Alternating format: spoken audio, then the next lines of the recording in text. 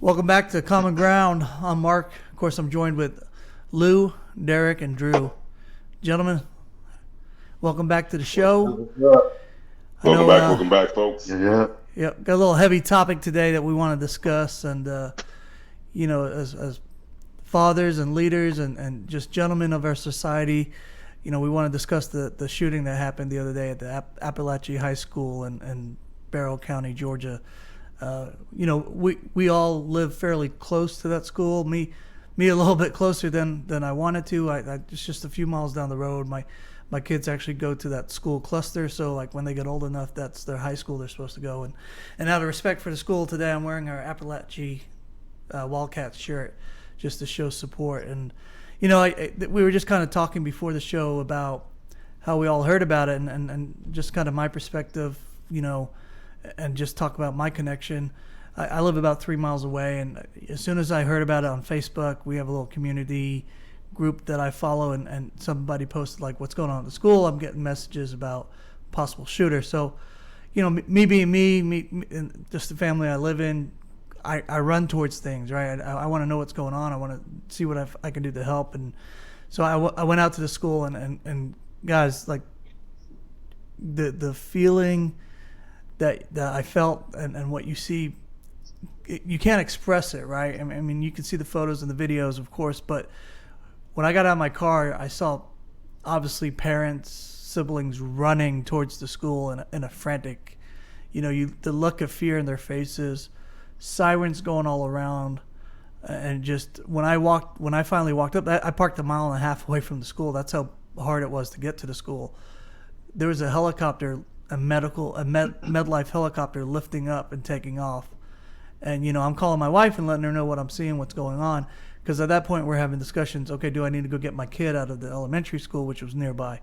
And we went back and forth about that because they sent out an email saying that all schools in the county were on lockdown. So, and I'll continue to talk about more of my experience, but I just kind of want to tap into you guys because, Drew, I know you mentioned that you had a little bit of a connection as well, if you wanted to share. Yeah. I'll start with first finding out about it. I was actually, I was working, just doing what we all do, just supposed to be working, but we're really just on social media, just, BSing. Yep. And I saw, one of my Facebook friends, just hysterical, she put a message, was like, I'm scared. This is my worst nightmare. My daughter's texting me, telling me there's blood everywhere. And, people are running and screaming. And, I'm looking at that message like, what is going on? And I'm looking, and she's doing more of the message. She's like, I'm at Apalachee. She's at Apalachee High School. And you don't see anything at this point on the news. I'm checking AJC, CNN, WSB, and I'm not seeing anything. But then, she's continuing with these messages. And then finally, you see, breaking news, there's a situation, large police presence at the high school. And then you hear the details. So, like everybody, most everybody on here, we're parents. Me in particular, I'm a high school parent. My daughter's sophomore in high school, and you know, even though that's not my community, that's not far from the community where my daughter lives in Gainesville. So it really piqued my interest and really got me on high alert. And then like everybody, just keeping touch on the situation as the day went by, and just feeling the pain of the parents, and just social media, and we can touch on this later, but how social media has changed the landscape of how information is disseminated, both positive and negative. But just keep in touch on social media. Everybody is just in a panic, in a state of shock. But yeah, so I ended up not knowing at the time, but had a connection to one of the victims, one of the coaches, the assistant coach, math teacher that passed away. He's actually a brother-in-law of one of my high school classmates. Was a good friend of mine, which is a terrible thing, because this family is a great family. The guy's wife who passed away, she was also went to my high school as well. And it's sad that we have to continue to have these conversations. I picked up my daughter that night, and I had a dinner with my daughter planned, and we talked for the whole dinner, hour and a half, about what she will do in that situation. She's got a cell phone, and she's got two parents. Her mother was really close. I live a little farther away, but in that situation too, um, it's different from my daughter because my daughter has situations where she can't easily run like everybody else. So it's definitely hard to a situation that really hits it close to home, and I know everybody else got stuff to say, so I got a lot to say, but I'll pass it Oh yeah. on to Lewis. But yeah, it's something that we all feel. So Yeah, for sure, man. First and foremost, thoughts and prayers to the families that were affected by this. Like you said, I believe it was two teenagers that passed and two teachers that passed away. It's just very tough to discuss this sometimes because, as soon as we think that we moved on from, school shootings and, we all, like you said, as fathers and as even guys who have, nieces and nephews, you would think that we've established a better understanding of security, but it's kind of scary too because in these situations, especially in schools, like when it happens, you're on high alert and you stay on high alert for a long time. But then it's like in anything in life, unfortunately, we begin to go back to the norm, and even with having protocols and steps to try to cover these situations. I know that I'm pretty sure you know about this, Mark, that at least since the last shooting, forget what state it was, a few years ago, they've been establishing in schools like these very almost high tech ways of trying to de-escalate the situation. Like they'll have certain shields in certain parts of the school and things like that to try to have a better kind of proactive way of approaching this. But the scary thing is that you just never know because one thing I was thinking, I was talking to some friends about it when it all went down. It's like even in those moments as a teacher when you're doing these uh, structures of okay, this is what we're going to do if this happens. You never know if that shooter is literally sitting in the same room listening to what that plan is going to be, you know? And there's so many different avenues that we can go with that. I'm reminded of the Columbine shooting. I know we've all come from that generation back in the late 90s, early 2000s of the Columbine shooting and just how pivotal that was in our country and just how just affected not just that state and that school was, but just as a whole country. So yeah, I'll give it to you, Mark or Derek. But I guess my main thing is just you know thoughts and prayers to the family, and just we got to find better ways of being more proactive. When it comes to our kids in these schools. Derek, any thoughts? Well, yeah, thoughts and prayers out to the families and the kids in high school.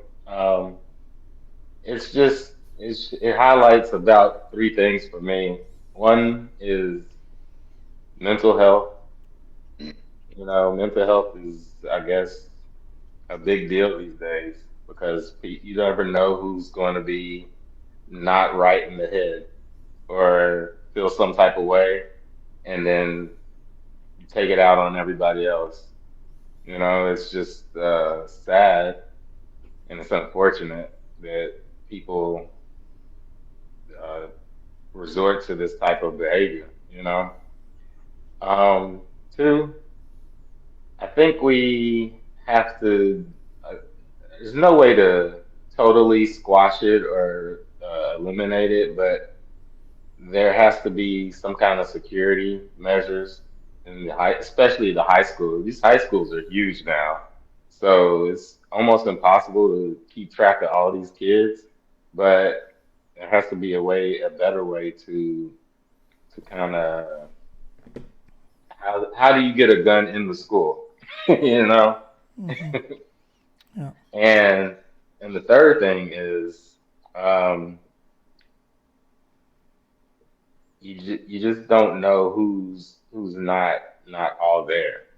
So you just got to be proactive in, I guess, alerting the teachers and the staff have to be proactive in alerting and knowing who's needs counseling or needs a little bit more help, or even the parents, be closer with your kids and talk to them, see what's going on in their head. Help them get help if Yeah. they need it. Yeah, but sadly, not to cut anyone off, but sadly, Derek, you know, in those situations, I mean, we've seen it in movies, we've seen it in like real situations like this, and like I said, Columbine, etc., where you have some parents that are present, you have some where it's almost like a pattern of the child where, the parents were abusive, or, the dad was an alcoholic, or there was some stem of something that caused this, on top of things in school like being bullied or lack of communication, like you said, some form of a mental situation psychologically. So, you know, it's like a conundrum almost. Like on one hand, you want to, have that same premise, like you said, as a parent, like Drew said earlier, we're all fathers in many ways, and you have, nephews and people in your family as well. So like we can do our due diligence of saying, hey, like talk to someone if you have a problem. If someone's pissing you off, if you're being bullied, like I tell my kids all the time, it's unfortunate that we all go through bullying. We all have different aspects of what that looks like. Some people say that, hey, sometimes, it toughens you up to be bullied. That's true to a degree. But at the same time, when someone is continuously doing it, then it's a problem. And then, that's a whole nother situation in itself. So, I mean, that can just go down a lot of different rabbit holes. So just this is a topic that's going to go in all kinds of directions. So if you're watching this, you gotta bear with us. I mean, it's definitely heavy in our hearts right now. But just a few facts to run through that are pretty obvious if you watch any kind of local news. But if you gentlemen are okay with it, I want to avoid using the suspect's name. I don't, his name's out there already. If you want it, you can look it up. Yeah. I don't think I was we need going to to give say him. it, but I respect that. Yeah, if anybody has an issue with that, that's fine. We can change it, but I don't want to give him any more highlight than he needs. But we're looking at 4 dead, 2 teachers, 2 students, 9 gunshot injuries. From what I understand, possible 2 teachers and 7 students, or 1 and 8. But now you got to think about those are the immediate injuries, right? Now you got to think about secondary injuries, panic attacks, physical injuries from running away, getting hurt. Then you got to think about the mental injuries, right? Like people who are going to have PTSD from this, and then the emotional injuries, and the impact of everybody involved at that school. That's going to have a lasting, effect for the rest of their lives. And then right before we started our show, there was a news briefing that just came out, and now they're holding the father responsible with 4 involuntary manslaughters, 2 counts of murder, Because of the weapon. and 8 counts of cruelty to children. They didn't get into specifics other than saying the father allowed the kid to have a gun. So we can sit here and speculate, but yeah, that's kind of what's happening right now. Go ahead, Drew. Yeah, don't mean to cut you off, Mark. No, you're good. Want to add a little more to that. Well, one, the charges came from the fact that the father purchased the assault style rifle for the child. It was a Christmas present, he told investigators. But to go back a little further, one thing that we didn't talk about, we're not going to talk about the suspect's name, but he was investigated a year prior. Yeah. There were some threats online that were made, and the FBI investigated. Obviously, if you make some threats online, the FBI will find you. And they basically tracked those threats to his residence. His father said that there was a gun in the house, but the son didn't have access to it, and the son had said that he didn't make those threats. But the school was alerted to keep a watch out. That's something we'll find out in the next couple of days, months, weeks, is kind of what did the school do in terms the school district do in terms of watching out for this potential suspect. But the charges came because the FBI comes to your door and says, hey, there's threats made online, and we have credible knowledge that it came from this house, and your son online. and then you purchase him a AR assault rifle for Christmas after that situation. That's where the charges come from. Yeah. There's some situations there. But then to circle back to what Derek said, in terms of the background of the parents, I don't know if you guys had seen, they kind of did a dive on the parents, and the mother of this suspect had a long rap sheet in terms of criminal activity, criminal mischievous activity, we'll call it, not serious crimes, but some domestic violence charges, some fraud charges, stemming in different counties from Barrow, Fulton County, Forsyth County. So, there's definitely some, you know, not great parenting in the background, but at the same time, if we talked about Columbine, if you guys, I don't know if you guys know or remember, but the suspects in Columbine, they came from great families. The one of the parents, he was an Air Force veteran. He was active in the Air Force. I won't call him a veteran at that time. He's active. They came from a two-parent household, and that's I was thinking about that the other day, and Eminem came to mind, and I don't know if you guys remember. The big thing was it was Marilyn Manson and Eminem. They listened to his music, and Eminem put that in the song, like, hey, this is happening in Middle America. Now you're paying attention because it's Middle America and you're looking for answers. And that was kind of his point was, hey, like, these are, usually you say it's bad parents, but, this Columbine situation, these were good parents, great families, middle class America, and it happened. So it's kind of hard to detect where these come from. But and we'll deep dive into it. But to me, the thing that I come back with, and we talk about mental health and all that, but it's a topic that is definitely divisive when we talk about school shootings.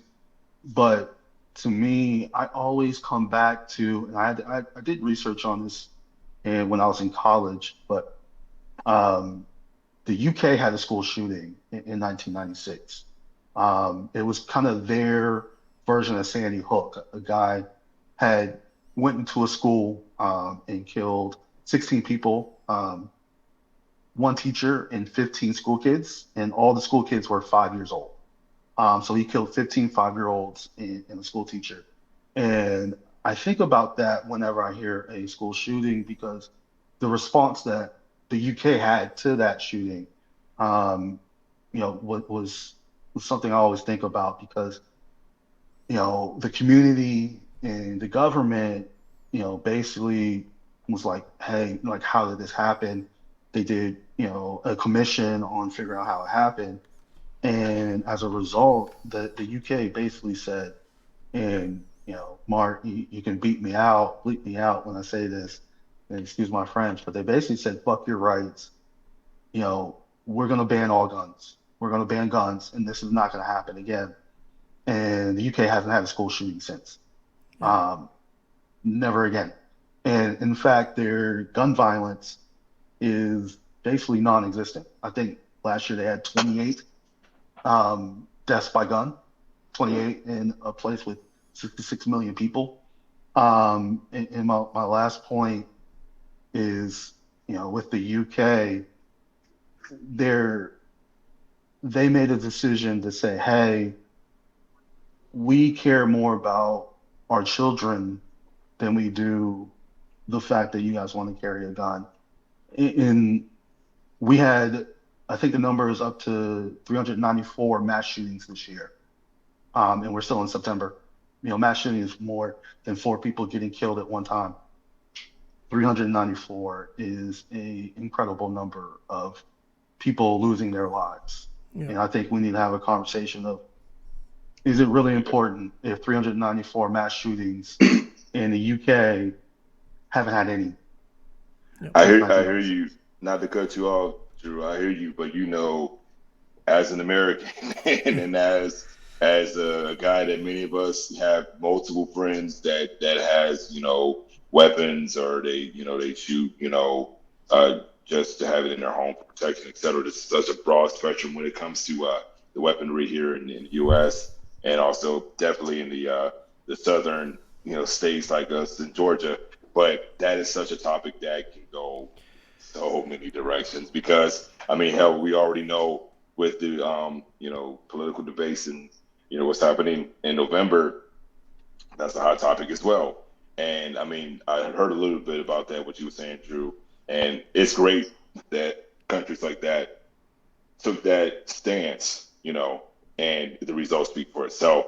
It's just that I'm intrigued on just how we, as the U.S., will take that because I see both sides. You know what I'm saying? I see that yes, we have to do something. We definitely got to do something, especially when it comes to our kids, when it comes to our schools, when it comes to just like you said, the just growing number of mass shootings. But then on the flip side, it's like there are better ways that we can come together to utilize that. Even back to the mental state, like we need to do better on when we test people for guns. Number one, because I'm sure we all know some guys who have weapons in our friends and in our little groups. I'm like, I wouldn't trust this person personally if something went down, opposed to someone that, like you said, has experience, military vet, or came from that kind of, being conditioned of knowing when to use your weapon, different levels of it, threat levels, etc. Like, there's so many different ways we can break that down. Definitely. I want to interject one more stat real quick. We're number one in the world in gun violence. 2 through 20, we have more gun violence, more deaths by gun than 2 through 20 combined. So number 2 to number 20 combined, we still have more gun violence than they do. And then the number one killer of children is guns. Number one. Yeah, no, I trust me. That's it. I'm done with the stats. I just want to throw that. I'm aware of it, and that goes back to what I'm saying though. Like y'all said something earlier about the parenting, and I'll be quick. I know I see Mark having something festive there, but it goes back to parenting. I mean, think about it. We can go down a whole nother rabbit hole of that in itself. Like I know Drew and I personally we have friends that they have a collection, but you wouldn't know it because they took insane precautions to make sure that it was secure. Whereas I've been in some places where it's blatantly right there, and there's a 5-year-old running around. I'm like, bro, are you serious? Like, like so.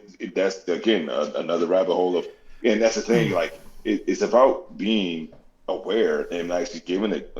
Pardon my French, giving a damn about not just the safety of what you want with that weapon, but the safety of having it as well. Go ahead, Mark. I know you got something to say. No, you're fine.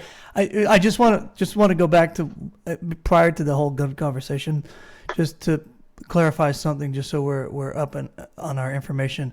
That when the FBI investigated the initial contact last year, that was in a different county, Jackson County, and so they moved to Barrow County. So I don't know if Jackson communicated to Barrow school system to let them know, hey, FYI, we had this come up as a topic. You might want to put him on some kind of radar or watch program or something. Those are some kind of questions that I think need to be answered as well. And what did Jackson do? Did they have some kind of watch program to mandatory counseling? Something, right? Don't just put them back out in the wild and say, okay, well, we figured it out. Look, obviously me and Drew are probably going to disagree a lot on the guns. And I'm sure I could pull up a lot of statistics on my own end, right? And I'll point out one. Okay, yeah, maybe they haven't had as much gun violence, but let's look at like other violence that they have had when you look at like other weapons, right? Knife attacks versus gun attacks. I'm sure those have increased. You look at their current political stance right now is if you say something unfavorable on social media, that's an opinion. I'm not saying like a threat, but just an unfavorable opinion. The government's locking people up or getting their social media accounts locked down. Is that a good thing or bad thing? I think it's a bad thing, but some people might think it's a good thing. So I don't want to live in an area where I need the government to protect me and tell me what to do. Right? That's just me. I want to know, and obviously this is probably a rhetorical question, but what is the realistic approach to gun control in America, because a lot of times it sounds like people want to just take the guns away completely. How? Like, you have more guns in America than you do people, right? And mass is so spread out. Just on the legal side of it, the House, the Senate, and the President all have to sign off on it because it's in the Constitution to remove it from the Constitution. And then I think there might be another like state ratification to the Constitution. So you need like 23 states to agree, or 27, or something to that effect.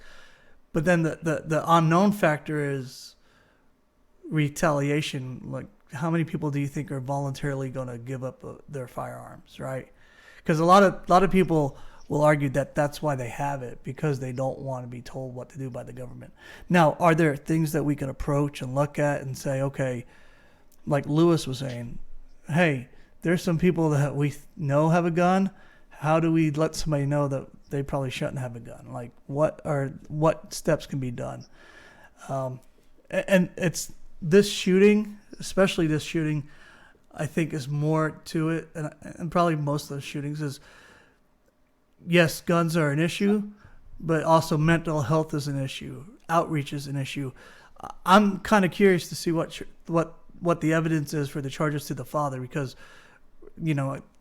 obviously, yes, if he allowed him to have a gun after the FBI came in, that's horrible. But was there other things said? Like, did the father say anything along the lines, I'm tired of you getting bullied, go do something about it? Maybe he didn't say go shoot it up, but, when we were younger, we were taught if somebody's bullying you retaliate and bully back, right? Like, you throw sand in their eyes. I don't know, kick them. So maybe that's what the father was thinking, but didn't realize the son was going to turn around and start shooting up a school. So again, like Lewis alluded to, sorry, that we could probably come back and have a whole nother hour episode about just the gun laws topic alone. So, Yo, Derek, I want to hear your thoughts. I know we monopolize this conversation. I definitely, I think me and Mark may have to have a whole discussion ourselves, a pod about gun control, because I definitely got some things to speak about that. But Derek, what's up? What's up on your end, your opinion on that, on everything?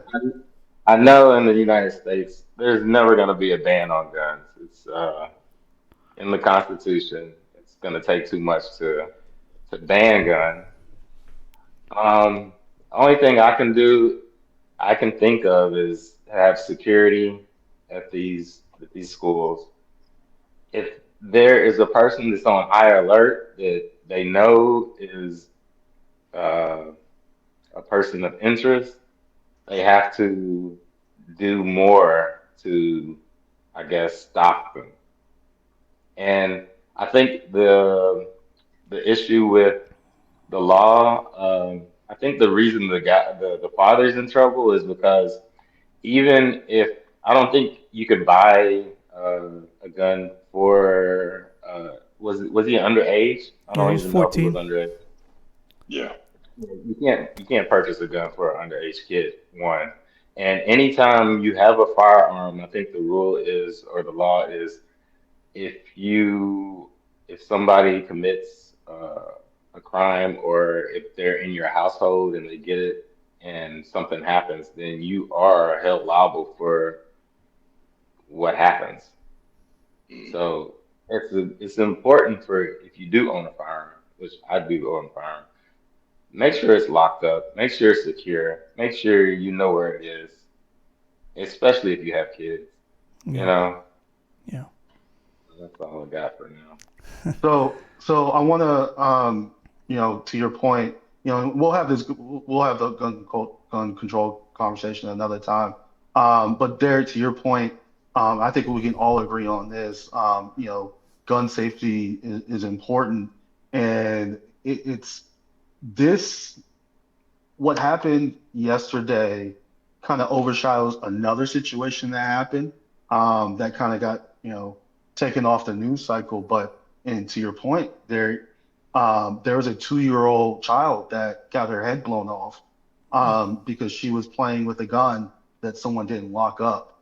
And the 20-year-old got arrested. I don't know what the relationship was. If that was his child, if it was a sibling or relative or whatever, but this happened in Palmer County. The 2-year-old found a gun and shot herself, because the gun wasn't locked up. There's no people. We want people to practice gun safety, but we know that's not the case. We know, like Lewis said, people have guns out, and I'm not opposed to guns, not at all. But I think, to me, I think I look at the cost negative of having a gun, and it's just, to me, it just wasn't worth it. But common sense gun laws should rule the day. I think we can all agree on that one. But the thing is, with common sense, is we have to be allowed to have the conversation. And I think that's where my issue lies, is whenever you try to bring up the issue, like Mark says, people are like, you're not taking my gun. Yeah. But I've never heard anywhere where the government has said, we're trying to take your guns. We want to have smart gun legislation. And to me, and I'm circle back to another conversation we've had, that is why facts are so important and research is so important. Because we get in these conversations and it gets muddled because people throw out these conspiracy theories about how the government just wants to take over and that's why they want your gun. Right.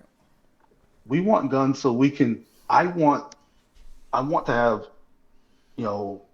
common sense gun laws so we can have guns. But then two parents sent their babies to school on Wednesday and their babies came home in body bags.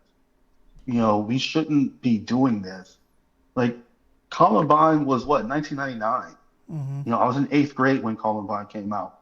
My daughter's a sophomore in high school, and I had to have a conversation of, hey, if a school shoot, I have to basically, for me as a parent, my personal parenting, I have to basically have faith that if something happens in my daughter's school, because my daughter's in a wheelchair, that she can't open doors by herself. Someone in the midst of this chaos, children, running and everything, someone takes mercy on my daughter and helps her out. Like, I shouldn't have that conversation in 2024 with my daughter. Like, hey, you need to find a teacher or find a friend and make sure they help you out of the door or help you to safety. Yeah. That's my point. So I hear you. Oh, go ahead, Mark. Go ahead. Well, I was just gonna say, and I feel you, man. Yesterday, me and my wife were going back and forth, and my wife wanted me to go to my daughter's elementary school, Mm-hmm. we kind of argue. Being married is not an argument, but you kind of argue just back and forth, and I said, there's no point. Like, they're not gonna let me go in. It's on lockdown. Right. So I go anyway, right? I go, and there's like 30 other parents standing outside the school wanting their kids, wanting their kids right now. And we stood there, and that finally, it's like 30 minutes before the school actually got let out. The principal came out and addressed us, said, hey, look, we just lifted the lockdown. It's 30 minutes before school's let out. We'll let you out when school's over, and you can just pick them up in the car riding line. And there's a lot of upset parents, and I was upset, but I'm a little bit more rational when something like this is happening. But there were some parents that started cussing at the principal, and I'm like, all right, guys, I'm thinking this is not the time. Like, just redirect your anger somewhere else. But guys, when my daughter got in that car, and just said, "Hey, Daddy," like not a worry in the world. Yeah. Man, I was a bag of mess, man. I just emotional, just ran over me, and I said, "How was your day?" I couldn't even get the words out of my mouth, and then we had a quick conversation about, "Hey, what happened at school today?" She said, "Oh, there's a lockdown," and I was like, "Well, why?" And she's like, "Well, they just said we need to practice." I was like, "Okay," and she starts eating her snack, and I'm just like crying in the front seat of my car, driving home, because to your point, Drew, it's like I don't want it to be my kid, right? I don't want it to be our kids. We want our kids to come home with us at night. We want to hold them, and I tell you, I held my kids pretty tight that night. And I hope we all get to do that as long as we can for the rest of our lives. So we got to wrap it up, and we can go around the table real quick, and if you have any final thoughts, and I'll let that be my final thought. Lou? I guess my final thought for now, because I'm like we already all agreed, is this definitely going to be another conversation, probably several. But my final thought is basically one. I definitely feel you on that, Drew, as far as what you were saying about your child, and I don't have all the stats right now, but I do know when it comes to kids that have special needs, whether wheelchair or whatever, I know that that particular program and those teachers have really good and strict protocols of what happens and when they do things. So I like to think that her safety will definitely be guarded, to a T if that situation, hopefully not, ever did occur. And also just my final thought is balance. I hope that we can come to a time in our country where we can have balance and actually have these real grown conversations on what we can do as a country, not just different sides, but as a country, to come to a better understanding when it comes to gun safeties and gun laws. Derek, what's your thoughts? Yeah. I just pray for everybody, and just take precautions. And I hope, like Lewis said, we can get some balance on some things, especially gun laws. And everybody just be more aware of who needs more help, I guess, and try to do what you can to get them some, because it's gonna take a group effort for this to subside, you know. But prayers go out to everybody and everybody who lost someone. Those are prayers for sure. I would say, my the final thought is just a simple one. Let's love each other, man. Let's take care of each other. It does take a village, and we have to get back to being, one country that loves each other and that cares. We all are Americans. We may come from different backgrounds, different political affiliations, different, origins, but at the end of the day, we represent the USA, and we come together for things like Olympics. We come together for Super Bowls. We come together for sporting events. Let's come together for our country, for the situation, and let's just pray that we don't have to have these conversations ever again. That's my thoughts. Gentlemen, I appreciate your thoughts, and thank you for watching at home, and we'll see you next time.